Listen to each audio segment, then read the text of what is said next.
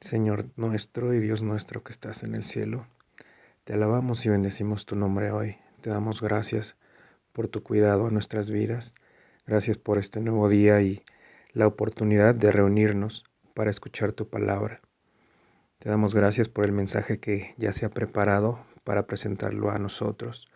Te pedimos que tú obras en nuestra mente, en nuestro corazón, que tu Santo Espíritu esté obrando también en cada uno de nosotros y estemos dispuestos y preparados para escucharlo con atención, para tener abierto nuestro entendimiento y para poner, Señor, sobre todo en obra todo lo que tú quieres que hagamos.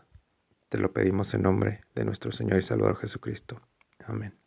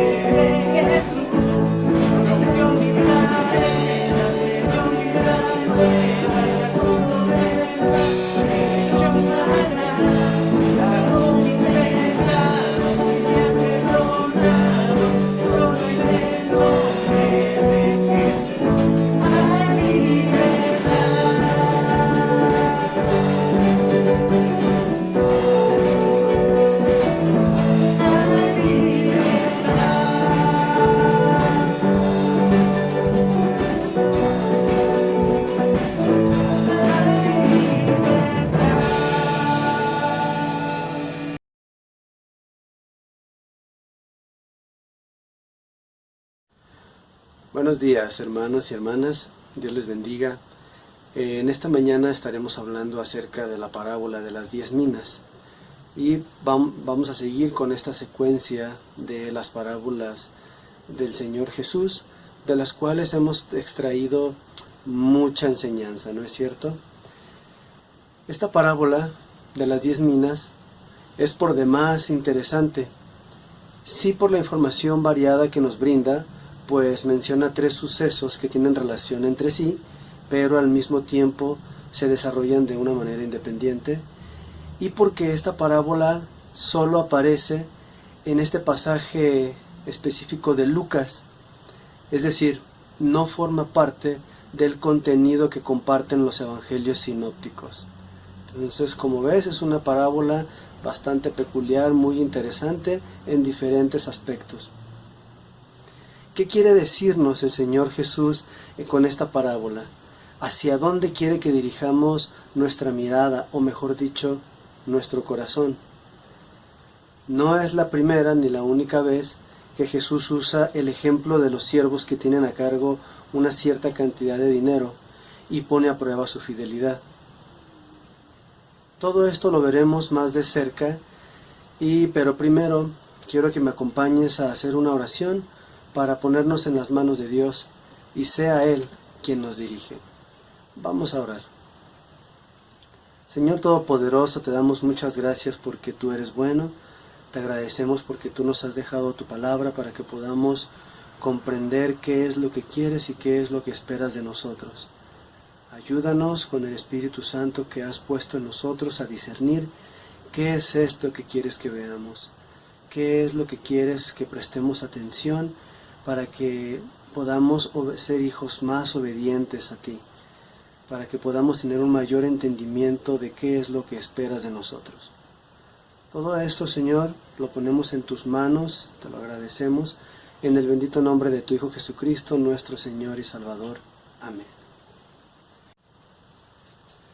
Bien, hermanos, lo primero que observamos en este texto es su similitud con otras parábolas que nos cuenta el Señor Jesús, como por ejemplo en Mateo capítulo 25, versículos del 14 al 30, la cual se narra al menos un día después de haber entrado a Jerusalén, después de haber hecho su entrada triunfal a Jerusalén, mientras que el texto que vamos a ver hoy se narra antes de que entre a Jerusalén. Entonces vemos aquí una similitud, pero también diferencias. También en Marcos capítulo 13, versículo 34, donde se menciona a un hombre que se va lejos y deja su casa. Tiene similitud con el texto que veremos hoy, sin embargo, tanto el contexto como el objetivo son diferentes y se narra 2 días después de su entrada a Jerusalén. Es decir, esta parábola de Marcos 13:34 se narra 2 días después de que entró a Jerusalén. Pero bueno, dejemos de divagar para no confundirnos más y mejor leamos el texto que nos atañe esta mañana, el cual se encuentra en el Evangelio según Lucas, capítulo 19, versículos del 11 al 27. Y dice: Oyendo estas cosas, prosiguió Jesús y dijo una parábola, por cuanto estaba cerca de Jerusalén, y ellos pensaban que el reino de Dios se manifestaría inmediatamente. Dijo pues: un hombre noble se fue a un país lejano para recibir un reino y volver, y llamando a 10 siervos suyos, les dio 10 minas y les dijo: negociad entre tanto que vengo. Pero sus conciudadanos le aborrecían, y enviaron tras él una embajada diciendo: no queremos que éste reine sobre nosotros. Aconteció que, vuelto él, después de recibir el reino, mandó llamar ante él a aquellos siervos a los cuales había dado el dinero, para saber lo que había negociado cada uno.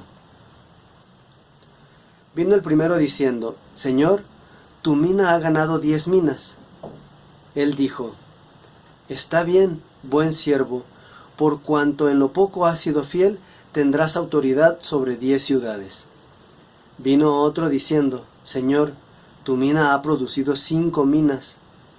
Y también a este dijo: tú también sé sobre 5 ciudades. Vino otro diciendo: Señor, aquí está tu mina, la cual he tenido guardada en un pañuelo, porque tuve miedo de ti, por cuanto eres hombre severo, que tomas lo que no pusiste y ciegas lo que no sembraste. Entonces él le dijo: mal siervo, por tu propia boca te juzgo. Sabías que yo era hombre severo, que tomo lo que no puse y que ciego lo que no sembré. ¿Por qué pues no pusiste mi dinero en el banco, para que al volver yo lo hubiera recibido con los intereses? Y dijo a los que estaban presentes: quitadle la mina y dadla al que tiene las 10 minas. Ellos le dijeron: Señor, tiene 10 minas. Pues yo os digo que a todo el que tiene se le dará, mas al que no tiene, aun lo que tiene se le quitará. Y también a aquellos mis enemigos que no querían que yo reinase sobre ellos, traedlos acá y decapitadlos delante de mí. Para tener una mayor comprensión de este texto y llevar el tema con orden, dividiremos la exposición en 4 partes, a partir de 4 preguntas, las cuales son las siguientes. Primero, ¿quién es el hombre noble? Vamos a averiguar quién es este hombre noble. ¿Quiénes son los siervos? ¿Qué son las minas? ¿Y quiénes son los conciudadanos? Entonces, vamos a empezar primero por quién es el hombre noble. Me parece que aquí en este punto no tendremos mayor problema en identificar al hombre noble como el Señor Jesucristo. Pero solo para estar seguros, veamos algunas referencias. Y veamos primero Colosenses, la carta de Pablo a los Colosenses, capítulo 2, versículos 8 y 9, que dice: mirad que nadie os engañe por medio de filosofías y huecas sutilezas, según las tradiciones de los hombres, conforme a los rudimentos del mundo y no según Cristo, porque en él habita corporalmente toda la plenitud de la deidad. ¿En quién? En Cristo. De otra manera diría, porque en Cristo habita corporalmente toda la plenitud de la deidad. Vemos que Pablo está haciendo una exhortación a los creyentes de Colosas y les está recordando que en Cristo, o sea, en Jesús, habita corporalmente toda la plenitud de la deidad. Y yo te pregunto, ¿qué hay más noble que el Señor Jesús? Quien fue 100% hombre y 100% Dios. Jesús poseyó, por decirlo de alguna manera, una nobleza divina.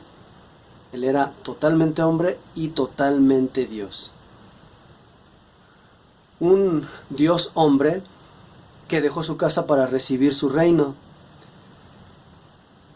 Si lo ponemos en las palabras del apóstol Juan, en el capítulo 14, versículo 2, diría de esta manera: en la casa de mi Padre muchas moradas hay. Si así no fuera, yo os lo hubiera dicho. Voy pues a preparar lugar para vosotros. Entonces vemos que Jesús es Dios, noble, un noble, ¿verdad? Y que se fue, aquí lo dice, el Señor Jesús mismo dice: tengo que irme, si así no fuera, yo os lo hubiera dicho.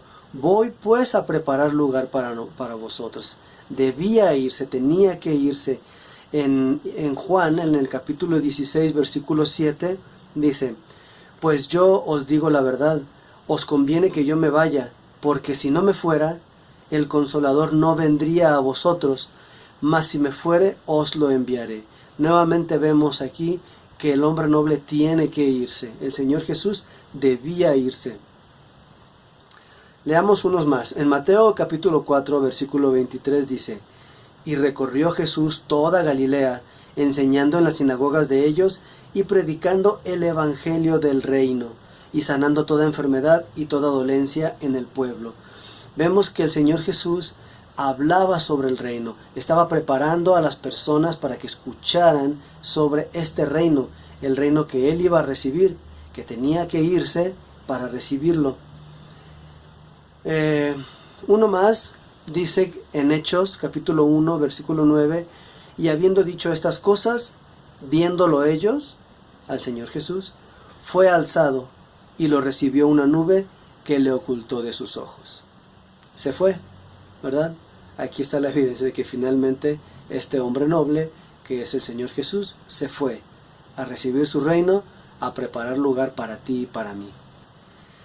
Entonces, tenemos a un noble, un Dios hombre, Jesucristo, que se fue lejos, ascendió a los cielos para recibir su reino, y esto no es poca cosa. Esto no es poca cosa. Podemos decirlo así, rápido y llanamente, quizá porque es algo que hemos escuchado demasiadas veces y nos hemos acostumbrado a escucharlo. Sin embargo, de este hecho dependen muchos sucesos futuros. Y quiero preguntarte yo a ti esta mañana, para ti, ¿quién es Jesús? Para ti, de manera personal, ¿quién es Jesús? Piensa bien tu respuesta. Si nunca te habías planteado esta pregunta o no sabes cómo responder, déjame decirte que aquí tienes una luz. Todos los versículos que acabamos de leer nos dicen acerca de quién es Jesús. Un hombre noble, un Dios hombre, el Hijo de Dios, el noble que se fue lejos después de haber hecho su obra salvadora para dar vida eterna a todo aquel que cree en Él, a todo el que crea en Él. ¿Tú ya has creído en el nombre de Jesús? ¿Ya le has recibido como tu Señor y tu Salvador, como lo dice el Evangelio, en el Evangelio de Juan, según Juan en el capítulo 1, versículo 12? Si es así, ¿tu vida ha cambiado? Es decir, si tú ya lo recibiste, como dice Juan 1:12, mas a todos los que le recibieron, a los que creen en su nombre, les dio la potestad de ser hechos hijos de Dios. Si tú ya lo hiciste de esta manera, ¿tu vida ha cambiado? ¿Eres una nueva criatura? ¿Estudias la palabra de Dios? ¿Estás pecando menos? Cuando venga Jesús por su iglesia en las nubes, ¿estarás ahí? Piénsalo. ¿Estarás ahí? ¿Estás muy seguro? Son preguntas para que reflexionemos acerca de este personaje tan importante que es el Señor Jesucristo. Bien, parece que hemos dejado claro quién es el hombre noble. Es el Señor Jesús, que se va lejos a recibir su reino, pero regresará. La segunda pregunta que trataremos hoy es, ¿quiénes son los siervos? Nuestro texto habla de 10 siervos a quien el hombre noble entregó 10 minas, una mina para cada uno, para que negociaran con ellas mientras él regresaba. Lo dice ahí en el versículo 13. Y llamando a 10 siervos suyos, les dio 10 minas y les dijo, negociad entre tanto que vengo. Fueron 10 los siervos a los que se les entregaron las minas. Sin embargo, cuando el hombre noble regresa a pedir cuentas, solo se mencionan a 3. El que ganó 10 minas, el que ganó 5 minas y el que no ganó ninguna, ¿verdad? Sino que entregó la misma mina que le fue encargada, la entregó en un paño.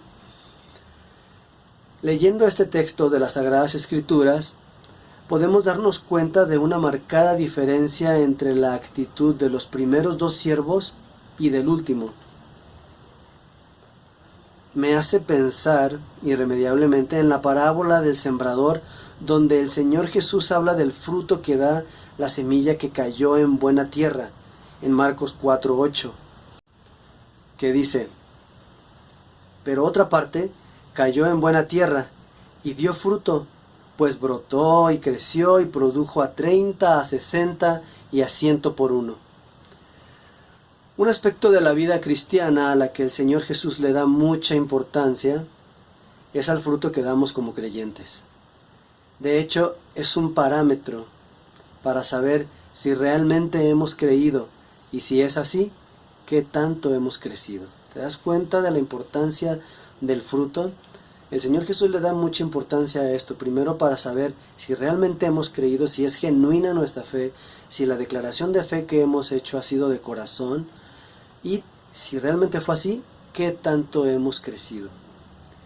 Los siervos, de los que habla la parábola, somos los creyentes, tú y yo.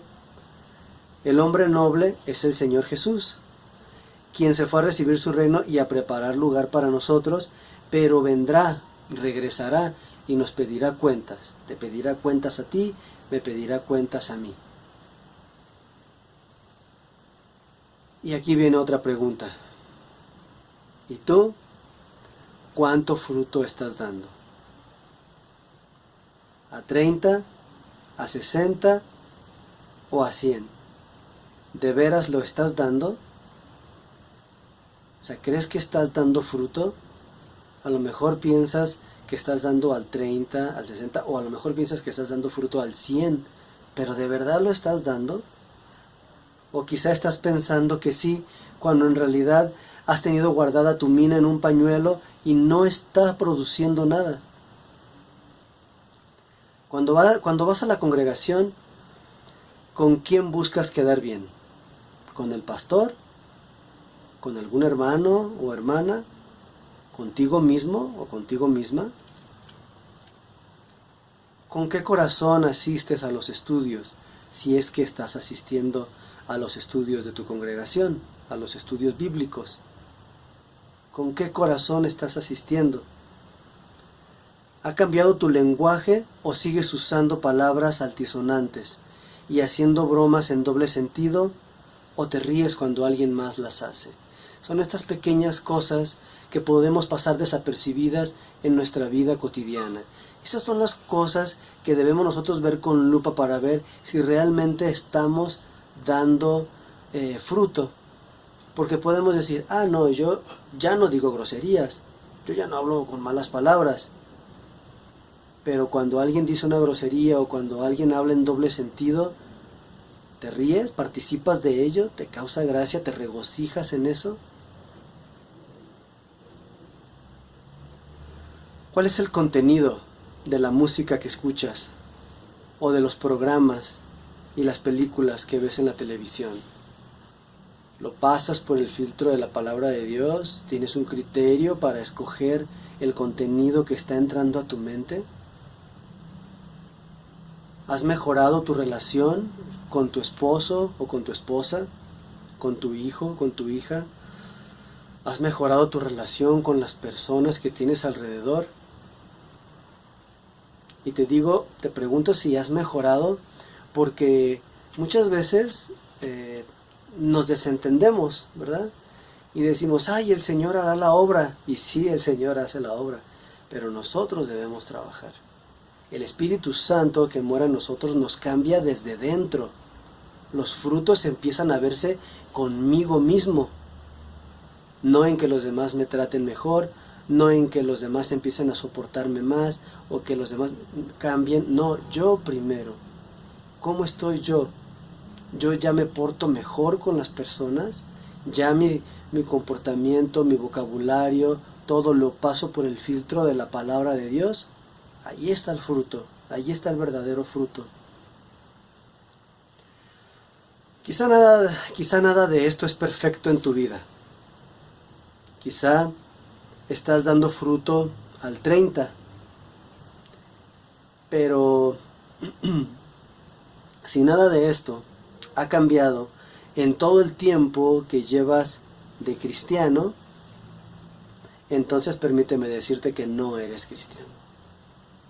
Si no ha habido ningún cambio, si no has cambiado nada en tu vida, si sigues siendo exactamente la misma persona, si no ha habido ni un ápice de cambio en ti, entonces no te engañes, no eres cristiano, no estás dando fruto. Eres como el siervo que esconde su mina en un pañuelo, o que entierra su talento, ¿no? Por temor, como la higuera que no da su fruto, y a pesar de la paciencia que se le ha tenido para que dé fruto. Y el resultado inequívoco será el despojo, la ira y la destrucción. Como lo dice la palabra de la higuera, como lo dice la parábola de la higuera que vimos anteriormente en el Evangelio según Lucas capítulo 13, versículo 7, que dice: y dijo al viñador: he aquí hace 3 años que vengo a buscar fruto en esta higuera, y no lo hallo. Córtala. ¿Para qué inutiliza también la tierra? ¿Cuál siervo quieres ser tú? ¿El que da fruto o el que no lo da? Siempre hay una opción. Dios siempre nos da a escoger, siempre tenemos una opción. Y a pesar de que aquí el viñador dice: córtala, ¿para qué inutiliza también la tierra? Hay una oportunidad para esta higuera. Le remueven la tierra alrededor, se le abona, se le tiene más paciencia. Si tú no has cambiado, si tú no has dado fruto hasta este momento, aún no es tarde para ti. Hoy puedes empezar, hoy puedes recibir al Señor Jesús en tu vida como tu Señor, como tu Salvador, y empezar a dar ese fruto. ¿Para qué? Para evitar la ira, para evitar la destrucción. Bien, esto en cuanto a los siervos.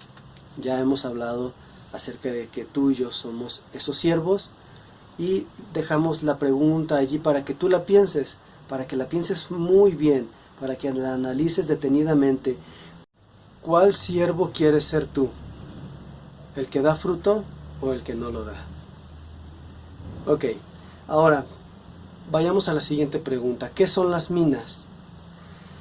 En un sentido literal, una mina era una unidad de medida y por lo mismo una moneda, la cual, según la región y según la época, tenía distintos valores, variaba su valor. En la época en la que el Señor Jesucristo narra esta parábola, una mina representaba aproximadamente entre medio kilo y 1 kilo, así más o menos, ¿no?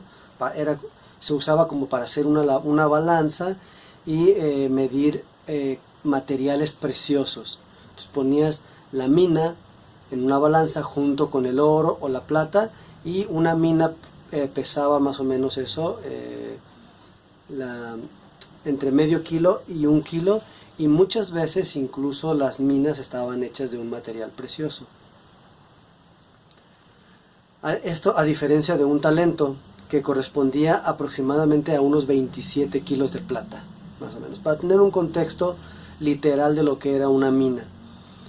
Teniendo en mente esto, podemos decir que lo que el hombre noble entregó a sus siervos no era una fortuna per se, no era realmente una gran cantidad de dinero, pero sí era algo de un valor considerable monetariamente hablando.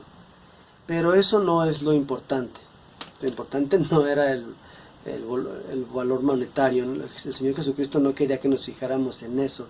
Lo importante es qué representaba, lo que representa. Como ya vimos anteriormente, las minas representan la palabra de Dios y las minas ganadas representan el fruto que damos. O sea, la mina en sí es la palabra de Dios, pero las minas que se ganan es el fruto que damos como creyentes, si es que realmente hemos creído, si es que nuestra fe ha sido genuina, y si la decisión que hemos hecho de seguir a Cristo ha sido de manera honesta. Y la pregunta aquí es: ¿qué hacemos? ¿Qué hemos hecho con lo que Dios nos da? ¿Qué hemos hecho con este regalo de salvación que Dios nos da? Con este regalo de su palabra. ¿Qué hemos hecho? Dios nos da su palabra, pero no todos creen a su palabra ni al Evangelio. Como bien lo dice el libro de Romanos, esta carta que escribe Pablo a los romanos, en el capítulo 10, versículo 16, que dice: mas no todos obedecieron el Evangelio. Pues Isaías dice: Señor, ¿quién ha creído a nuestro anuncio? No todos lo creen, ¿verdad? Algunos creen que es verdad, pero no lo obedecen, no lo creen para obedecer. Sin embargo, aun cuando alguien no crea la palabra, ésta hace su trabajo. La palabra hace su obra.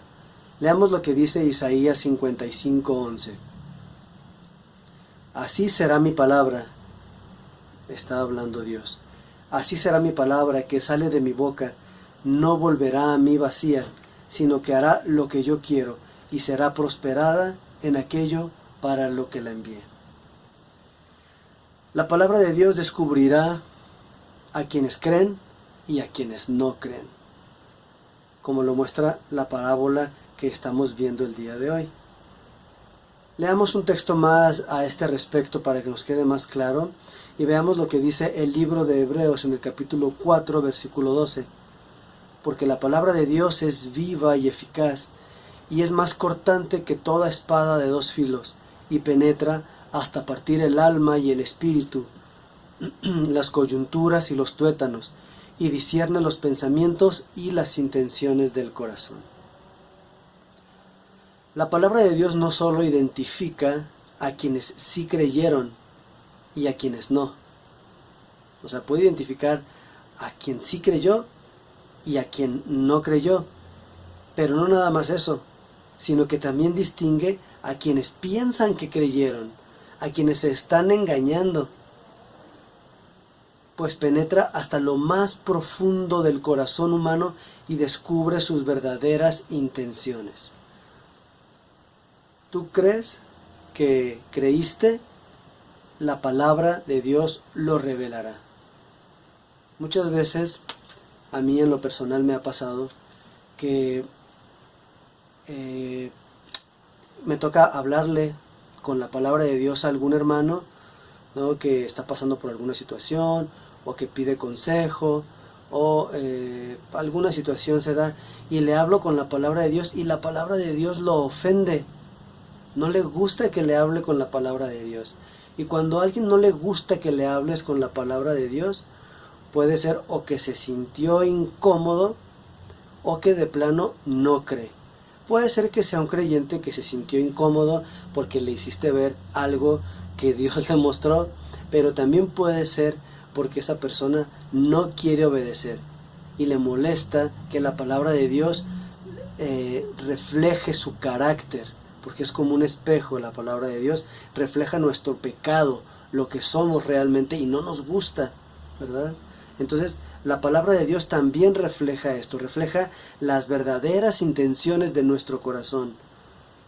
Y yo te pregunto hoy, voy a estar haciendo muchas preguntas para que lo pensemos, para que veamos, para que miremos en nuestro interior y no nada más escuchemos versículos bonitos, versículos de promesa, sino que realmente, si no ha habido ningún cambio, hoy, a partir de hoy, empecemos a dar cambio, creamos realmente para que empecemos a dar un fruto y haya cambio en nuestra vida. Y la pregunta es, ¿cómo está tu corazón? ¿Cómo está tu corazón el día de hoy? ¿La palabra de Dios te está confrontando? También puede suceder que te entra por un oído y te sale por el otro, ¿verdad? Que la palabra de Dios te dice, mira, esto está mal. Ay, sí, es cierto. Oye, pero mira, Dios dice esto. Amén, amén. Pero ¿y los cambios? ¿Pero y tu corazón? ¿Te está confrontando la palabra de Dios para que haya cambios en tu vida? Y si es así, ¿obedeces lo que te dice? O sea, si te confronta la palabra de Dios, ¿tú obedeces? No te sigas engañando, hermano, hermana. Y asegúrate de haber creído. Es mejor que te incomodes un poquito ahorita. Es mejor que te ofendas un poquito ahorita y que reconozcas que en realidad no habías creído, que en realidad solamente te estabas engañando, pero que creas hoy, a que seas sujeto a condenación, a ira y a destrucción. Y que cuando venga el Señor por su iglesia, te des cuenta de que tú no te fuiste, de que te quedaste aquí. O, si mueres antes, despertarte en un lugar donde no esté la presencia de Dios. Muy bien, ¿cómo puedes saber esto? ¿Cómo puedes saber si has creído realmente, si no has creído? Leamos Gálatas capítulo 5, esta carta que escribió Pablo a los Gálatas, en el capítulo 5, versículos 22 y 23, la cual nos da una pauta para saberlo. Y dice: mas el fruto del Espíritu es amor, gozo, paz, paciencia, benignidad, bondad, fe, mansedumbre, templanza. Contra tales cosas no hay ley. Pregunta de nuevo: ¿se ha manifestado esto en tu vida? ¿Has mostrado esto en tu vida como cristiano? O como supuesto cristiano, ¿verdad? No sabemos cuál sea el caso, pero eso es lo que estamos averiguando. ¿Se han presentado todas o algunas nada más? ¿Mucho o poco? Si es poco, al menos sabes que vas por el camino correcto. Si se han presentado al menos algunas de estas en una poca cantidad, se puede mejorar, se puede crecer, pero al menos puedes saber que vas por el camino correcto. Pero si no hay nada de este fruto, si al menos uno no hay, entonces debes empezar por creer verdaderamente. Entonces sí tienes que empezar por el principio. Tienes que volver a Juan 1:12. Mas a todos los que le recibieron, a los que creen en su nombre, les dio la potestad, el derecho, la capacidad de ser hechos hijos de Dios. Entonces podrás empezar a dar fruto. Es necesario que nos empecemos a preguntar estas cosas constantemente. ¿Qué tanto estoy dando fruto? ¿Qué tipo de fruto estoy dando? ¿En qué cantidad?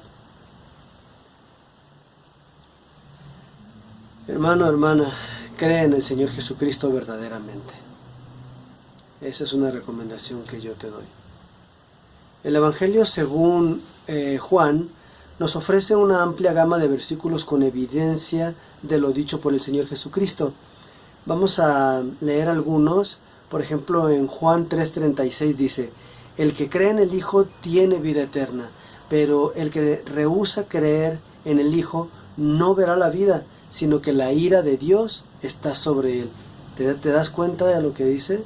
Hay un contraste en las decisiones. ¿Crees? Tienes vida eterna. ¿No crees? La ira de Dios está sobre ti. Por eso es bien importante que estemos bien seguros. Juan capítulo 7, versículo 38 dice: el que cree en mí, dice el Señor Jesucristo, como dice la Escritura, de su interior correrán ríos de agua viva. De su interior correrán ríos de agua viva. Habrá un cambio. Tendrás la capacidad de compartir la palabra de Dios, de discernirla. Empezarás a dar fruto. Correrán ríos de agua viva. Juan 11:25. El Evangelio de Juan, capítulo 11, versículo 25. Le dijo Jesús: yo soy la resurrección y la vida. El que cree en mí, aunque esté muerto, vivirá. Aunque esté muerto físicamente, a esto se refiere el Señor Jesús, aunque esté muerto físicamente, su espíritu vive, su espíritu vivirá. ¿Por qué? Porque creyó en Jesús, quien es la resurrección y la vida. Entonces, espero que haya quedado clara esta parte de dar fruto. Las minas es la palabra que llega a nosotros. Creemos realmente, creemos a la palabra, entonces daremos fruto. Pero hay que estar seguros, hermanos, hermanas, y dejar de engañarnos. Salir de nuestro confort, salir de ese miedo de decir: no me lo quiero preguntar porque no sé cuál vaya a ser la respuesta. ¿Qué tal si resulta que nunca he creído? Maravilloso, qué bueno que te des cuenta y que hoy empieces a creer. Pero si no lo hacemos, viviremos engañados, y como dice la palabra de Dios, ahí en Juan 3:36 que acabamos de leer, el que se rehúsa a creer en el Hijo no verá la vida, sino que la ira de Dios está sobre él. Bien, por último veamos quiénes son los conciudadanos. En este punto, asumo que ya imaginas quiénes son los conciudadanos. Volvamos a leer la información que se nos da acerca de ellos en Lucas, capítulo 19, versículo 14. Y dice: pero sus conciudadanos le aborrecían y enviaron tras él una embajada diciendo: no queremos que éste reine sobre nosotros. Y hay dos cosas que podemos rescatar de esta parte. Uno, que le aborrecían, y dos, que no quería que reinara sobre ellos. Dos cosas terribles, pero que debemos de tomar en cuenta para saber quiénes son estos conciudadanos. A todas luces vemos que estos personajes pues no creyeron en el Señor Jesús, ¿verdad? Realmente no creyeron. Pero no solo eso, no solamente no creyeron, no se trataba de que no querían tener nada que ver con el Señor Jesús. Su actitud no fue de un simple rechazo, como quien dice que no a un plato de comida o a una bebida que no es de su agrado, ¿verdad? Así de, no, gracias, no quiero. Más bien, es como de alguien que después de rechazar la comida o la bebida, se ensaña con el mesero, con el propietario e incluso con el mobiliario del lugar, armando un escándalo al punto de llevar al dueño del lugar a juicio e incluso hasta la cárcel. Así, ese tipo de actitud fue el que tuvieron estos conciudadanos. Alguien que llega a un lugar y hace un desastre. ¿Te parece algo exagerado? Quizá podría ser exagerado. Solo por el hecho de que a alguien no le guste lo que le ofrecieron, a veces no llegamos a ese punto. Sin embargo, al Señor Jesús lo llevaron incluso hasta la muerte. Y a todos los que le creyeron y decidieron seguirle, también los llevaron incluso hasta la muerte. Entonces, si te parece exagerada esta reacción, no lo veas así, porque no hay exageración. Esto sucedió realmente. Lo cierto es que al rechazar a Jesús, no solo lo apartamos de nuestra vista, como quien da un manotazo a un mosquito que lo está molestando, que le resulta molesto, ¿verdad? Sino que nos enemistamos con él. No es como decir, no, ya deja de molestarme, ¿no? Sino que nos volvemos enemigos de él, enemigos del Señor Jesús, pues seguiremos ofendiendo a Dios con nuestra forma de vivir y seguiremos condenándonos por haber rechazado al Hijo de Dios, como dice el Evangelio de Juan, capítulo 3, versículo 19, y esta es la condenación, que la luz vino al mundo, y los hombres amaron más las tinieblas que la luz, porque sus obras eran malas. Y los hombres amaron más las tinieblas que la luz, porque sus obras eran malas. Amaron más las tinieblas. Tenían un apego muy arraigado. Su corazón estaba en la oscuridad, en las tinieblas. ¿Por qué? Porque sus obras eran malas. ¿Cómo son tus obras, hermano, hermana? ¿Muestran tus obras que eres hijo de Dios? ¿O que eres como uno de estos conciudadanos? ¿Cuál eres tú? ¿El siervo que da fruto al 30, al 60 o al 100 por uno?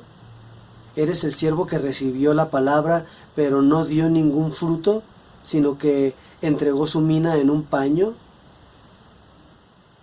O más bien, y no te has dado cuenta, eres un conciudadano que no quiere tener nada que ver con Jesús, que no lo quiere recibir como su Señor y como su Salvador, sino que su vida va dirigida total y completamente a la condenación eterna.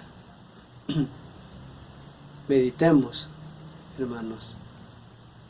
Yo creo que podremos darnos cuenta si somos realmente unos conciudadanos. En realidad creo que sí podemos darnos cuenta, pero es necesario que nos hagamos estas preguntas, que nos preguntemos, que nos cuestionemos a nosotros mismos, que no nos pongamos cómodos, que no digamos ya la hice, ¿no? ya estoy yendo a una iglesia cristiana, ya estoy leyendo la palabra de Dios, ya con eso. No, hay que preguntarnos realmente, hay que confirmar nuestra fe, estar seguros de ello. Oremos. Padre Todopoderoso y bendito, te damos muchas gracias porque tenemos tu palabra que es como un espejo para nosotros y nos muestra quiénes somos en realidad. Ayúdanos, Señor, a tener esta autocrítica, a ver hacia adentro de nuestro corazón para saber si realmente hemos creído o si nada más nos estamos engañando. Si ha habido cambios en nuestra vida o si seguimos completamente igual. Si tu palabra nos está confrontando para cambiar, para caminar hacia una vida de santidad, o nos entra por un oído y nos sale por el otro. Ayúdanos, Señor, a dar fruto como estos siervos fieles que fueron fieles en lo poco y tú los pusiste al frente de mucho. Enséñanos, Señor, a ser siervos como este. En el nombre de tu Hijo Jesucristo, nuestro Señor y Salvador, te lo pedimos. Amén.